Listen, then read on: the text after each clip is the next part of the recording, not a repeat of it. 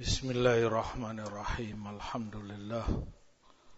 Wassalatu wassalamu ala Rasulillah wa ala alihi wa sahbihi wa man wala. Amma ba'd. Ikhwati fillah, ikhwah dan akhwat rahimani wa rahimakumullah. Melanjutkan kajian kita Usulul Iman karya Syekhul Islam Muhammad ibn Abdul Wahhab rahmatullahi alaihi rahmatan wasi'ah. Qala rahimahullah wa marfu'an, dan sampai kepada Rasulullah SAW sabda beliau, al-kalimah al-hikmah dalatul mu'min fahaitsu wajadaha fahuwa ahaqqu biha. Rawahu Tirmidzi wa qala gharib wa Ibnu Majah. Kalimah hikmah, kalimat yang mengandung kebenaran, kalimat yang hak, ucapan yang benar adalah barang temuan bagi seorang mukmin. Dimanapun itu dia dapati, maka dia lebih berhak terhadap kalimat tersebut. Hadis diriwayatkan Tirmidzi dan beliau katakan gharib, juga diriwayatkan oleh Ibnu Majah dalam sunannya.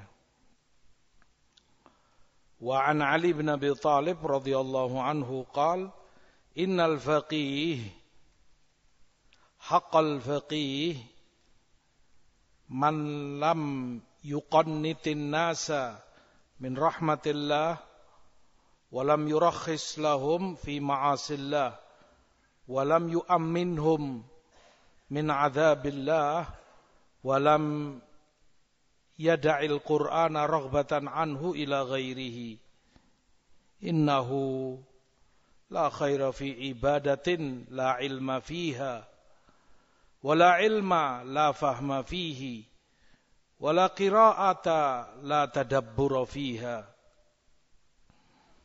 Dan dari Ali juga radhiyallahu an, beliau katakan seorang faqih yang benar-benar faqih, seorang alim yang benar-benar alim adalah orang yang tidak menjadikan orang putus asa dari rahmat Allah, tetapi juga di sisi lain dia tidak memberi keringanan dalam kemaksiatan kepada Allah. Ini umat bermaksiat, orang dalam kemaksiatan dia gampang-gampangkan. Gak apa-apa, ini Allah Maha Pengampun, ini begini. Bukan itu orang alim. Maka dalam rahmat Allah dia tidak membuat orang putus asa, tapi dalam murka Allah, dalam azabnya, yakni maksiat, dia pun tidak menggampang-gampangkan. Dia tidak membuat orang aman, tidak membuat orang merasa aman dari azab Allah. Sifat seorang alim pula tidak meninggalkan Quran karena benci, tidak senang kepadanya, dan lebih mengutamakan yang selain Quran. Meninggalkan Quran karena baginya ada yang lebih penting, lebih berguna dari Quran.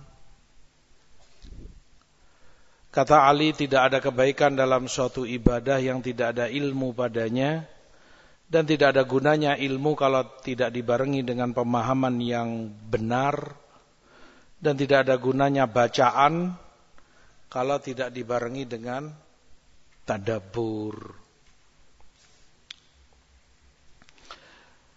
Dua riwayat ini dibawakan oleh Al-Imamul Hammam Syekhul Islam rahmatullahi alaih.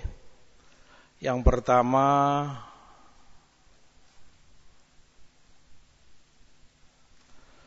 al-kalimah al-hikmah dhalatul mu'min fa anna wajadaha fa huwa ahaqqu biha.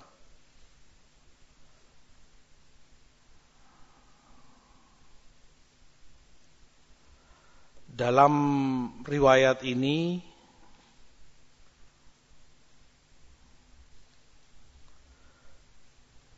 hikmah, kalimat yang benar, atau itu ra'yu yang benar, pendapat yang benar, maka itu dhalatul mu'min, barang temuan bagi seorang mukmin. Dhalah itu asalnya barang hilang yang ditemukan. Itu dhalah. Makanya terkait larangan di masjid, Rasulullah melarang an yanshudar rajul dhalatahu fil masjid. Dhalah. Diumumkan di masjid, dilarang. Saya kehilangan jam tangan, mereknya ini, sifatnya begini-begini. Asyahid dhalah.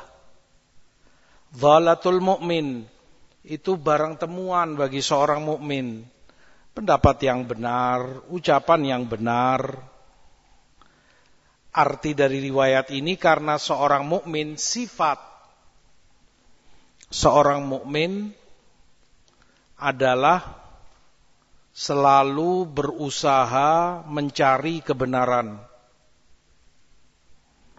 selalu taharri, berupaya semaksimal mungkin yang bisa dia lakukan untuk sesuai dengan kebenaran, untuk mendapati kebenaran itu. Baik itu hikmah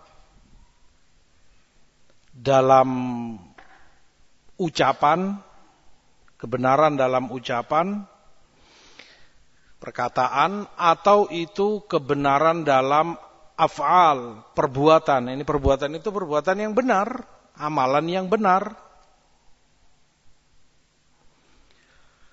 Kedua-duanya dalam ucapan atau perbuatan, kalau itu memang benar, itu yang dicari oleh seorang mukmin. Itu yang dia bersungguh-sungguh, serius untuk mendapatinya. Dan jika dia dapati, maka dia lebih berhak dari yang lainnya. Oleh karena itu Allah memuji orang yang diberi hikmah. Wa man yu'tal hikmata faqad utiya khairan katsira. Dan yang diberi padanya hikmah, kebenaran dalam perbuatannya, kebenaran dalam ucapannya, maka sungguh dia telah diberi kebaikan yang sangat banyak. Nasallallahu min fadlihi.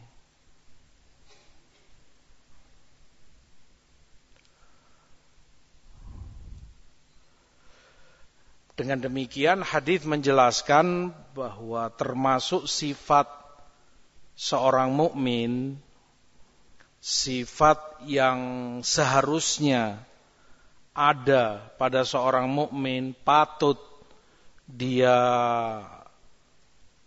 hiasi dirinya dengan sifat itu, terkhusus ketika si mukmin ini adalah talibul ilm, seorang penuntut ilmu,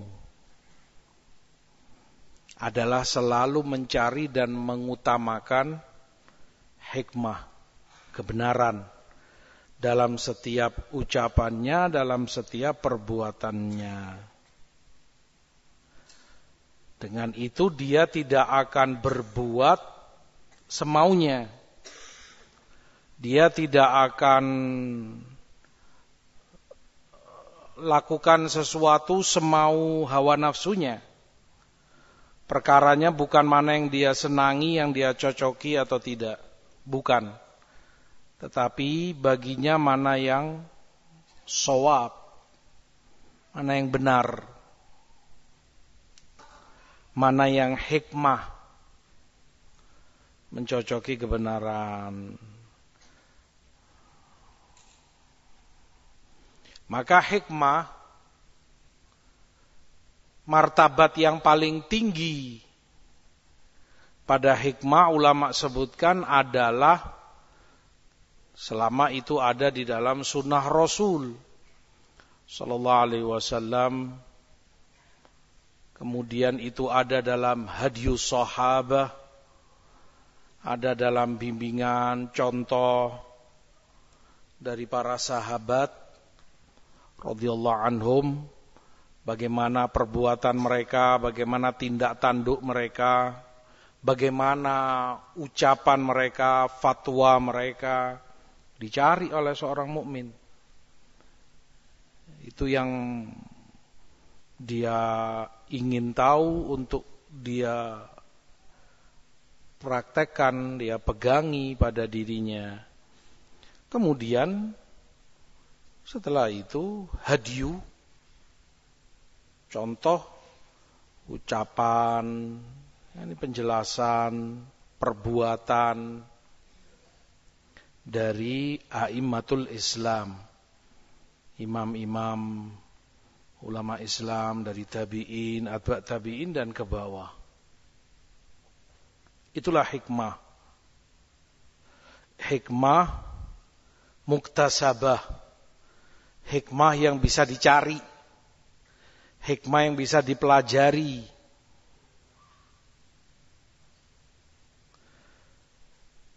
Kamu pelajari, kamu baca, kamu dapati dari penjelasan sunnah, sahabat, dan a'imatuddin, dari para ulama Islam.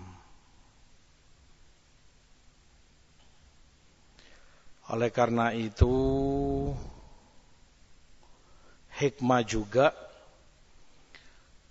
didefinisikan dengan beberapa makna, antara lain ma'ruf, mereka katakan wad'u syai' fi mawdhi'ih al-la'iqi bihi, meletakkan sesuatu tepat di tempatnya yang layak memang untuknya,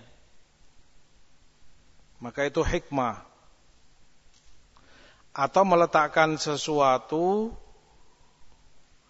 di tempatnya yang layak sesuai dengan tujuan mulia, sesuai dengan tujuan baik yang terpuji, diletakkannya sesuatu itu di tempatnya. Tentunya dengan ini dia berbeda dengan kedzaliman, lawan daripada zulm, meletakkan suatu bukan pada tempatnya. Ibadah yang seharusnya untuk Allah diletakkan, diberikan kepada selain Allah, syirik, zulm. Nah, maka dengan ini hikmah lebih dari sekedar keadilan. Hikmah lebih dari sekedar keadilan. Maka al-hakim, hakim, orang yang hikmah, bijaksana, penuh hikmah, pasti dia adil. Adil di dalam tasarrufnya, dalam tindak tanduknya, dalam tutur katanya, dalam amal perbuatannya, meletakkan suatu pada tempatnya. Bedanya, hikmah bukan sekedar meletakkan sesuatu di tempatnya, baik itu ucapan atau perbuatannya, namun juga tujuan mulia tadi, tujuan terpuji yang diinginkan dengan diletakkannya sesuatu itu di tempatnya.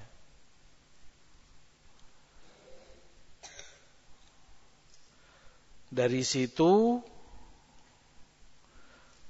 orang terkadang meletakkan sesuatu di tempatnya dan adil dia memang di situ, tetapi kurang hakim. Bisa jadi dia kurang hikmah ketika kurang memperhitungkan tujuan yang baik, tujuan terhormat, tujuan yang mulia dengan meletakkan sesuatu itu di tempat tersebut. Perbuatannya, ucapannya untuk membawa maslahat, untuk menekan mafsadah, menekan kejelekan atau madharat, kerusakan yang dikhawatirkan. Ini hikmah. Lebih dari sekedar adil. Mungkin orang adil tapi kurang memperhitungkan maslahatnya, mafsadahnya. Makanya hikmah lebih daripada sekedar adil. Lebih jauh perhitungannya. Tadi tujuan dia hitung. Sisi kemaslahatan dan mafsadahnya.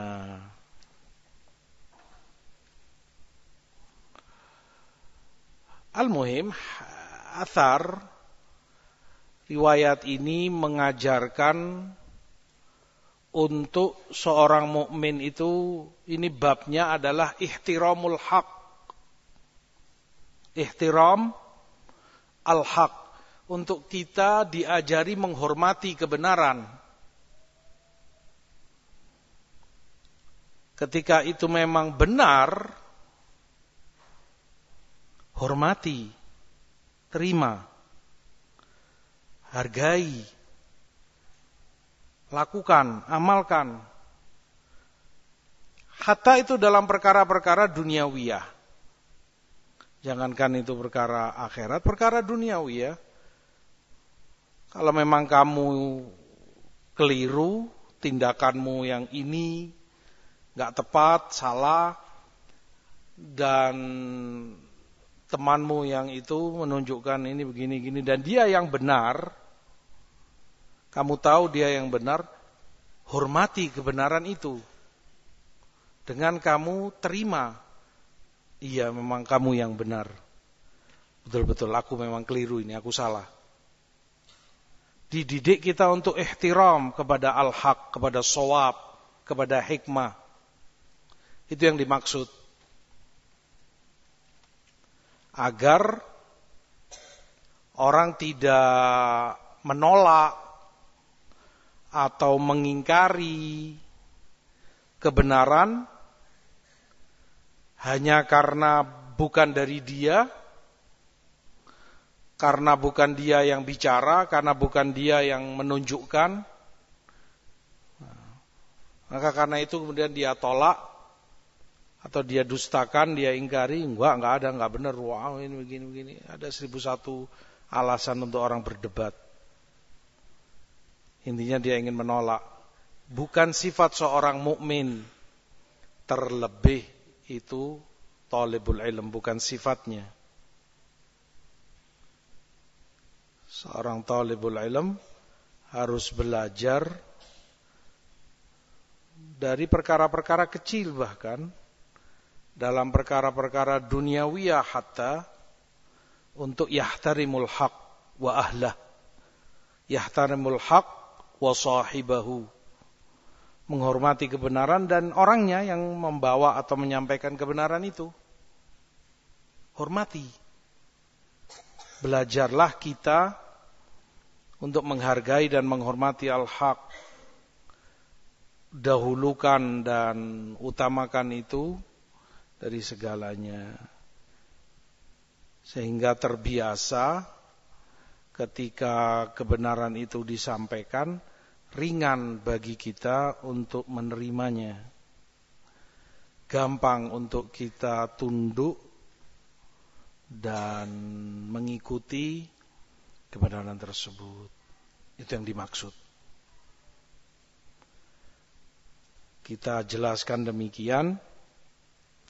Karena sebagian orang mendudukkan riwayat semacam ini bukan pada tempatnya. Dhalatul mu'min, al-hikmah, dhalatul mu'min. Kemudian dia tafsirkan ke sana kemari. Yang dia maukan adalah kebenaran itu boleh diambil dari siapa saja. Maka boleh kamu belajar dari siapa saja. Ke sana larinya. Hikmah itu barang temuan seorang mukmin. Dia yang lebih berhak. Maka terima, harus diterima. Makanya lihatlah apa yang disampaikan. Jangan dilihat siapa yang menyampaikan. Lihat apa yang tersampaikan. Kalau itu benar, kamu terima. Jangan dilihat siapa yang menyampaikan. Kalau memang itu benar, terima. Baiknya ambil. Salahnya kamu buang. Nggak usah kamu ambil. Dan ini manhaj munharif. Ini manhaj yang menyimpang. Bukan demikian a'immatus sunnah mendidik kita. Bahkan Allah dan Rasulnya pun tidak demikian mengajari kita. Bukan untuk itu. Beda jauh. Arah riwayat itu kemana, mereka seret dengan paksa ke arah mana yang mereka maukan dengan hawa nafsunya. Babnya bukan itu. Bukan boleh mengambil belajar dari siapa saja. Kalau dari siapa saja nggak akan Ibnu Abbas, Ibnu Sirin dan a'immatul Islam menyampaikan apa yang mereka sampaikan. Seperti Ibnu Abbas katakan, dulunya kami begitu orang mengatakan qala Rasulullah, langsung kami masang telinga. Langsung didengar tunduk-tunduk begini. Nah, ini bicara sudah. Tapi begitu terjadi fitnah, banyak ini penyimpangan, kami nggak mau dengar, nggak mau terima, kecuali dari orang-orang yang kami kenal. Itu pula yang Ibnu Sirin katakan. Ilmu ini agama, maka perhatikan dari siapa kamu ambil agamamu. Itu perkara yang muntahi. Sudah finish. Dan selesai perkara yang baku yang dijelaskan oleh a'immah. Mereka tahdzir keras, mereka ingatkan agar orang itu tidak pasang telinganya kepada siapa saja, apalagi mendatangi majelis semaunya orang yang tidak dia ketahui agama, akidah, manhajnya seperti apa. Karena memang bukan itu babnya. Riwayat ini dhalatul mu'min tadi. Kita dididik menghormati kebenaran. Menghargai kebenaran dan orangnya. Kalau itu benar, dengar, terima. Nggak usah kamu debat. Nggak usah kamu tolak dengan cara-cara yang hina. Ada saja untuk ngeles dan menghindar. Ya tapi ini enggak, tapi ini begitu, begini. Alah, selama itu benar, sami'na wa ata'na, selesai. Hormati. Nah.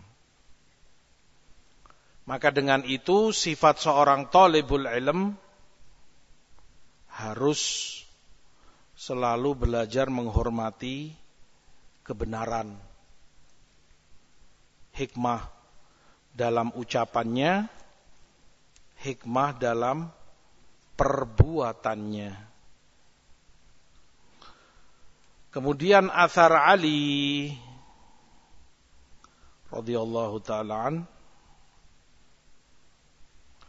al-faqih haqqal faqih, al-faqih,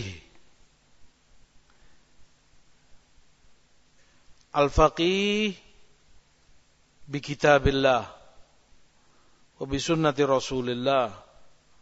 Faqih yang dimaksud orang yang faham, mengerti makna-makna Quran dan sunnah, fiqih. Maka semakin orang faham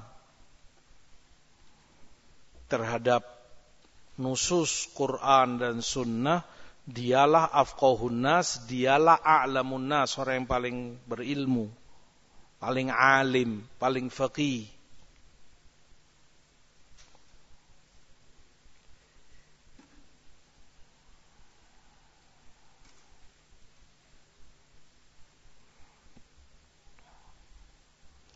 Di dalam ayat di At-Taubah, falaula nafara min kulli firqatin minhum ta'ifatun liyatafaqahu fid din.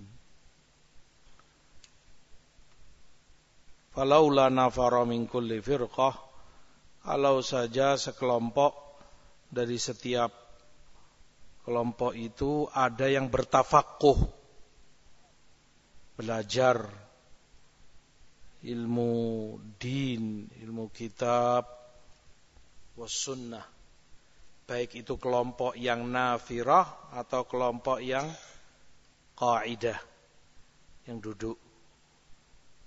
Liyundhiru qaumahum idza raja'u ilaihim, baik itu yang pergi ataupun yang menetap. Kalau itu yang pergi, maka maknanya nggak pantas semuanya pergi berangkat jihad. Semestinya ada kelompok yang tafaqquh fid din. Siapa? Mereka yang pergi ini. Artinya perginya untuk thalabul ilm, jihad dalam thalabul ilm. Berangkat meninggalkan negerinya ke negeri lain, ke masyayikh, ke majalis ulama, untuk mengajari kaumnya ketika mereka kembali ke kampung halamannya setelah menuntut ilmu sekian waktu, mengajari kaumnya. Ini ilmu yang kami dapati, dakwah. Atau kelompok yang menetap ini berangkat jihad perang, yang menetap ini belajar agama, nggak berangkat tapi untuk memperdalam ilmu agama, sehingga ketika yang pulang ini kembali diajari oleh ini. Yang dari jihad tadi mungkin sekian bulan, sekian tahun dalam peperangan, kembali diajari oleh mereka yang tinggal. Nih, ini akidah, fikih dan lain sebagainya.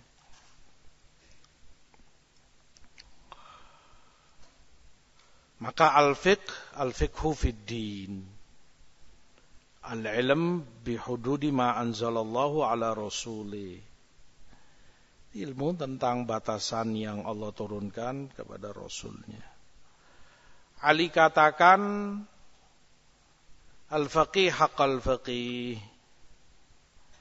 orang yang benar-benar faqih, man lam yuqannitin nas min rahmatillah, tidak kemudian dia membuat orang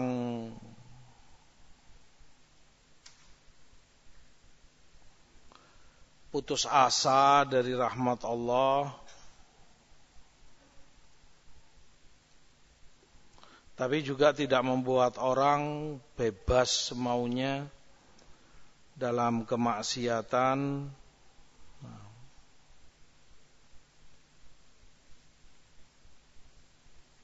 Maka ini juga sifat seorang alim.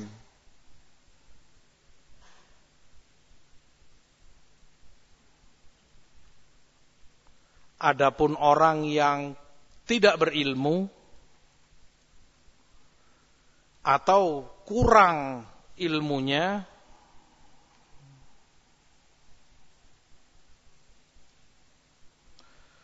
akan lebih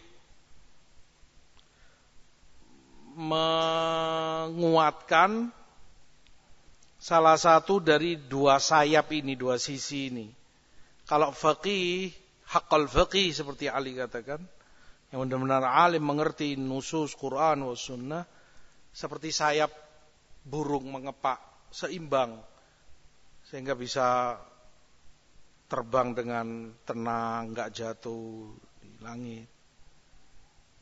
Dari dua sisi ini. Tapi yang nggak ada ilmunya atau kurang ilmunya, nggak seimbang sayap ini. Imma dalam sisi taqnit min rahmatillah, dibuat orang itu putus asa dari rahmat Allah, atau tarkhis fi ma'asillah, menggampang-gampangkan orang dalam kemaksiatan kepada Allah, sehingga yang ini membesarkan pintu roja dan mempersempit pintu khauf, pintu takut. Makanya kata Ali, walam yu'amminhum min adzabillah, tidak membuat orang itu merasa aman dari azab Allah,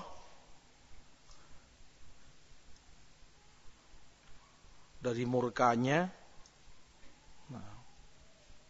Bab roja, pintu roja tidak dia buka lebar-lebar semaunya, sehingga dibuat orang itu sudah Allah itu maha pengampun, Allah itu maha penyayang, Allah itu begini dibesar-besarkan bab rojaknya.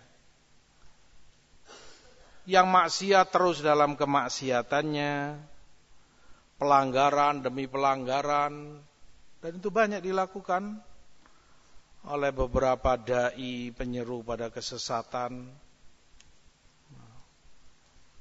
Orang dibiarkan dalam profesinya yang maksiat, orang dibiarkan dalam dosanya, enggak apa-apa, yang penting kamu begini.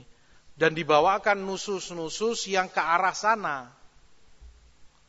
Misalnya, kamu lihat, perempuan zaniah saja diampuni oleh Allah, masuk surga hanya karena seekor anjing yang diberi minum olehnya. Roja.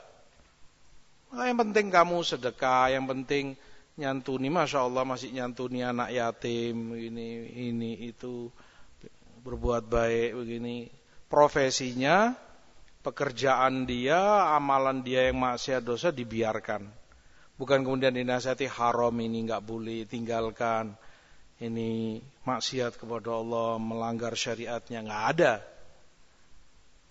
Dan itu bukan seorang alim sifatnya yang seperti itu. Dan ada banyak yang seperti itu.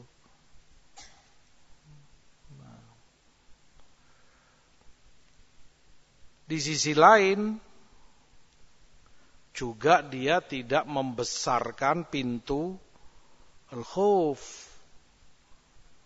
Hanya pintu khauf yang dibesar-besarkan, mempersempit pintu roja.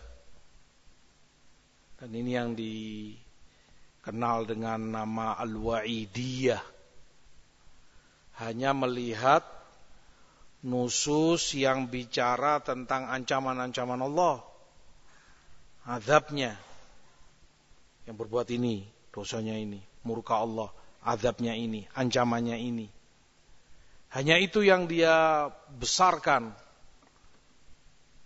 Maka kafir yang melakukan ini murtad, keluar dari agamanya. Dibuat orang itu sempit dan hanya melihat ancaman dan azab Allah. Tidak ada rojaknya, tidak ada harapan, ampunan, rahmat Allah. Ini enggak disinggung. Sehingga keluar dari sini orang-orang yang tajam dalam pengkafiran, bermudah-mudah mengkafirkan orang, karena sempit pandangannya, besar melihat nususul wa'id, ancaman-ancaman yang dalam Quran dan Sunnah. Al-muhim seperti tadi, al-khawf dan roja tidak seimbang padanya. Itu bukan sifat seorang alim. Seorang alim ini dan itu, ya ini, ya ini. Tidak membuat orang putus asa dari rahmat Allah, terutama pelaku-pelaku maksiat besar, pelaku dosa. Nah, kita ingat kisah rahib yang sampai akhirnya dibunuh oleh pembunuh 99 jiwa, genap 100 dengannya, karena membuat orang putus asa. Wah, dosamu terlalu banyak, gak mungkin kamu diampuni oleh Allah. Membuat orang putus asa. Nah, dia pula tidak memberi rukhos, keringanan dari kemaksiatan kepada Allah.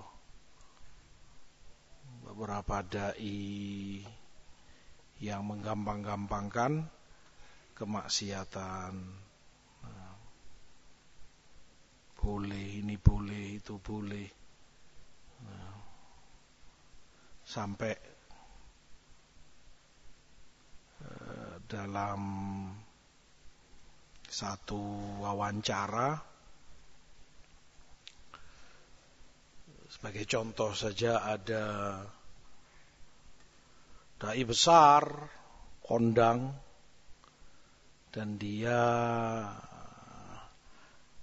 sempat jadi imam khotib masjid Kuba atau Qiblatain, lupa saya. Kalau enggak Kuba, Qiblatain di Madinah. Namanya Dr. Saleh Al-Mughamisi. Enggak tahu sekarang apa masih tetap. Syahid bahwa dia tipenya begini. Al-muhim gampang-gampangkan orang, ulah enggak apa-apa, labas ini itu. Nah, dan kalau acara fatwa, acara ini bebas, suara penanya hatta itu perempuan live terdengar oleh siapapun yang mendengarnya, dari TV atau itu radio. Masyayikh dan ulama kita tidak demikian. Di zaman Syekh bin Baz masih hidup, Syekh Shalih Al-Utsaimin masih hidup. Nah, kalau fatwa, ada barnamij Nurun ala Darb namanya, tanya jawab langsung, live memang, tapi kita pendengar, misalnya kita setel radio, kalau penanya itu perempuan, kita nggak dengar suara si penanya. Jadi diminta oleh Syekh, kalau itu perempuan, kalau laki kita dengar, Syekh, aku fulan bin fulan, aku dari kota ini, laki. Aku punya problem begini, gini, bagaimana jawabannya? Lalu beliau jawab. Tapi kalau perempuan kita nggak dengar. Jadi saya minta si penanya telepon langsung kepada operator. Kita nggak dengar. Kita pendengar radio, nggak dengar suara dia. Setelah dia tanya, operator ini langsung tanyakan ke Syekh, dan itu yang kita dengar. Syekh, ini ada penanya perempuan, dia punya problem begini, bagaimana jawabannya? Lalu kita dengar sabda Syekh, begini. Suara wanita itu nggak perlu kita dengar. Dijaga. Fitnah. Begitu para ulama kita. Ini enggak. Tabarakar Rahman sudah terbuka. Bahkan seperti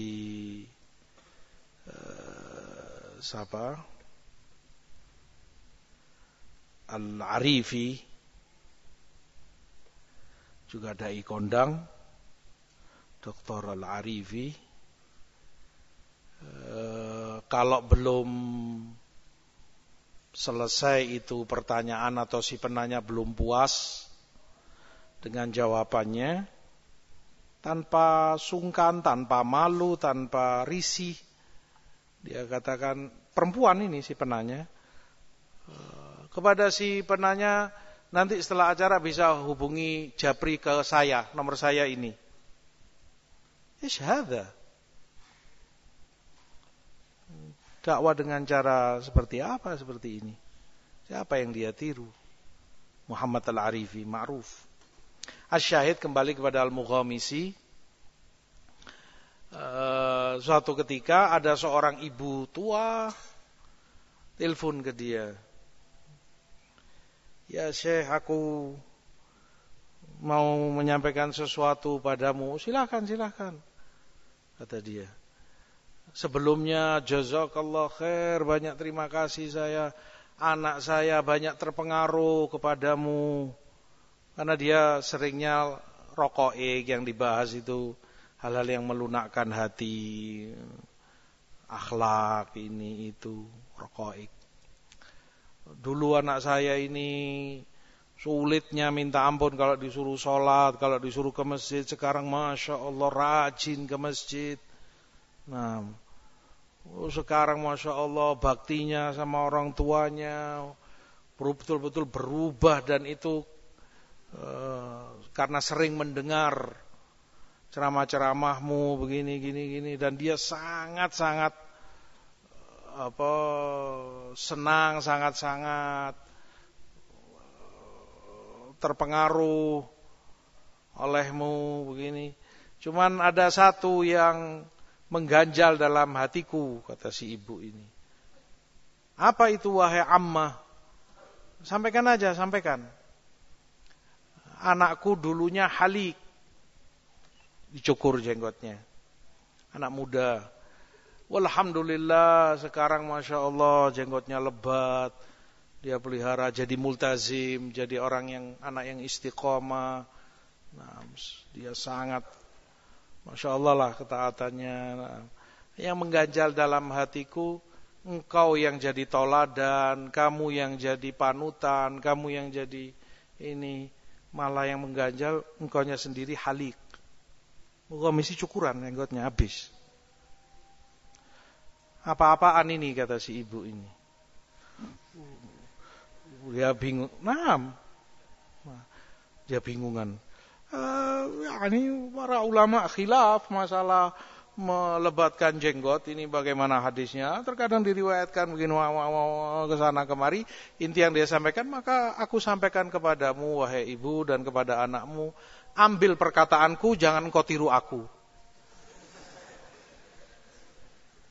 Terang-terangan dia katakan demikian. Ambil perkataanku, jangan engkau tiru aku. Yang penting yang aku sampaikan. Ambil. Adapun aku jangan engkau anggap, jangan engkau jadikan toladan. Sallallahu alaihi wasallam. Al-muhim, kembali kepada penjelasan Ali.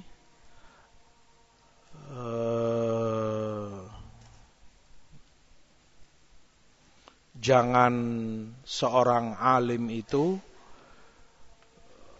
tidak seimbang, tidak dalam sisi khauf ataupun roja.